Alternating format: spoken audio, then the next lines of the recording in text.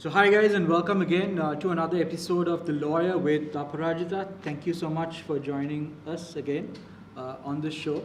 So today we're going to talk about prisons and how this prison system has had an impact on society. Positive or negative are some of the things that we are now going to talk through this particular discussion here. So Aparajita, what has this existing prison system done to us? Has it really done what it is supposed to do and basically made the criminals better people? Yeah, sometimes yes, but there are a lot of pros and cons, both pros and cons in prison systems. Because when you talk about the cons, of course, like one thing is a prisoner will lose his liberty. But isn't that the whole purpose of imprisonment? You need to make that prisoner, the person, if you've done the crime, you need to do your time. Yeah, you have to give a punishment, but the thing is there are a lot of cons with this prison system, because as it's a violation of human rights, but sometimes not only the people who have done You're talking about the people who have done petty crimes. Grave crimes, grave criminals, of course they have to be given the proper punishment, but the thing is there are a whole heap of people who are suffering without any for petty crimes. And also like there are instances where the prisoners are in the prison for non-payable of bail or non-payable of non-payment of fines. So actually I visited prison couple of times. Actually I had done a lot of research. So are these fines big fines or what in your opinion? No. What type of? No, actually like if it is a fine of 750. No, 750 rupees. They have been imprisoned, and also there are instances the wives have been imprisoned because they have signed for bails. Okay, better or worse? Yes, signed for bails for the husbands. Actually husbands are the people who have done the crime, but wives are the people who are in the prison. So actually as per statistics, for one prisoner the government pays about 2,000 odd rupees per prisoner per day for daily maintenance, except for medicine and all. So like for a 700 rupee fine. Yeah, that's a bit, we are spending 2,000 rupees to keep this person imprisoned for a crime of not paying a fine of 750 rupees. Is that clear? Is that what you're saying? Yes. Wow, okay. So I don't think it's actually it's a violation of human rights also, because could it also be Aparajita, that these particular laws have not evolved since its inception or establishment of the penal code, as it were? Has it not evolved, and is that what we are?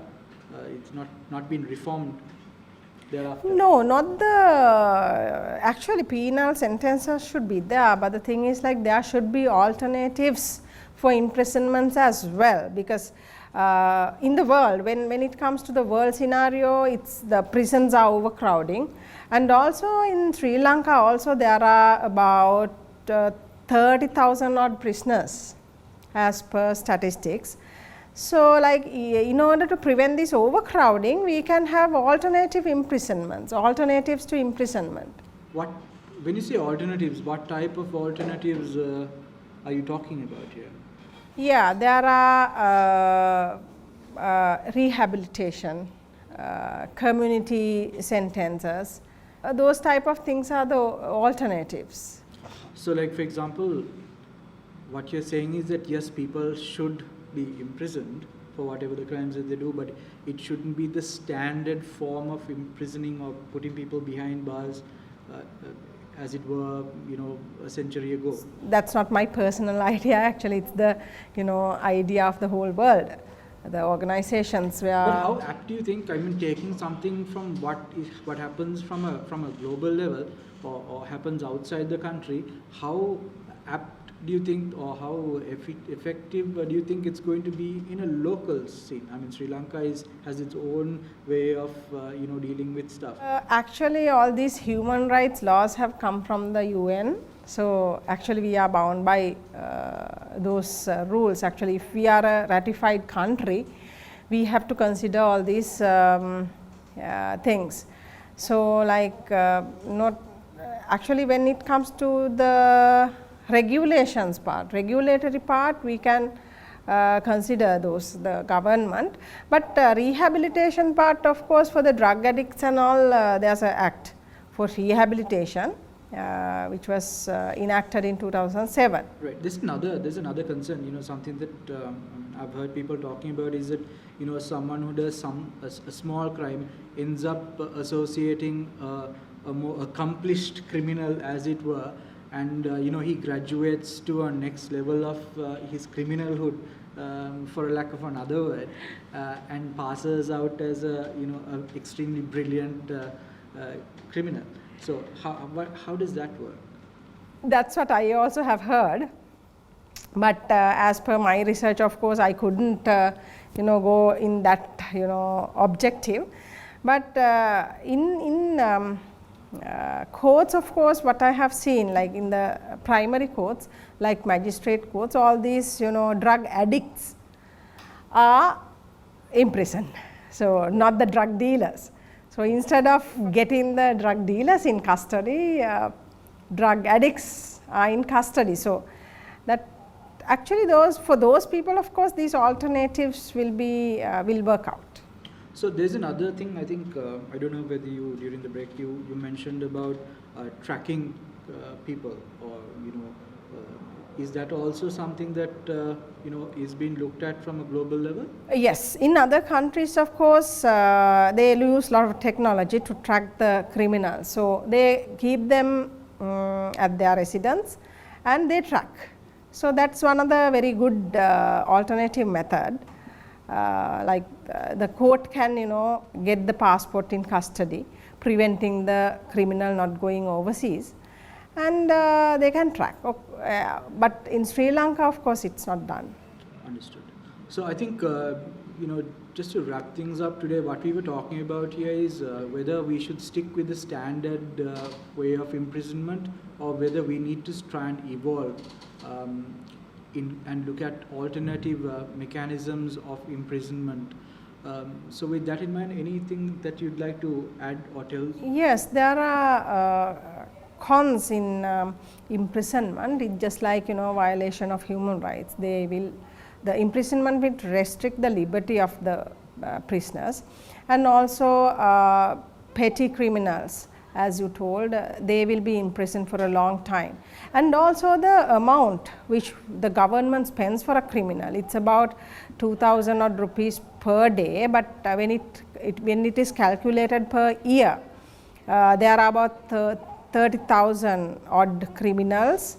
Altogether it will count about 7 billion rupees per year. So it's a huge amount. And also the social impact. There are economic and social impacts in imprisonment.